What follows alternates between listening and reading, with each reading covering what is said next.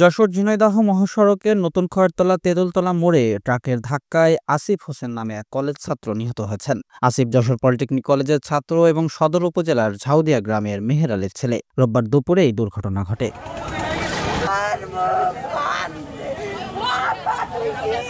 প্রত্যক্ষদর্শী ও আসিফের বন্ধু রাকিবুল ইসলাম শুভ জানান, পাসপোর্ট অফিসে জরুরি কাজ সেরে তারা বাড়ি ফিরছিলেন। মহাসড়কে উঠে আসিফ বেপরোয়া গতিতে মোটরসাইকেল চালাতে শুরু করে। শুভ তাকে সাবধানে চালানোর কথা বললেও আসিফ তাতে কর্ণপাত করেননি। এক পর্যায়ে একটি ট্রাকের সঙ্গে তাদের মোটরসাইকেলের ধাক্কা লাগে। এতে আসিফ ছিটকে পড়ে ঘটনাস্থলে মারা যান।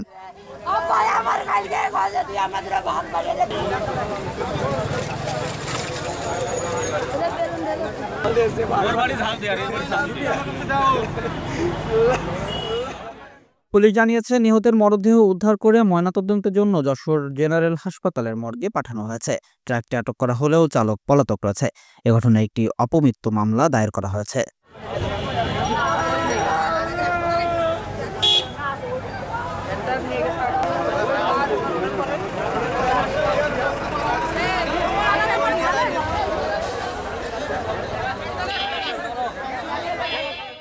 ডেস্ক রিপোর্ট, দৈনিক কল্যাণ।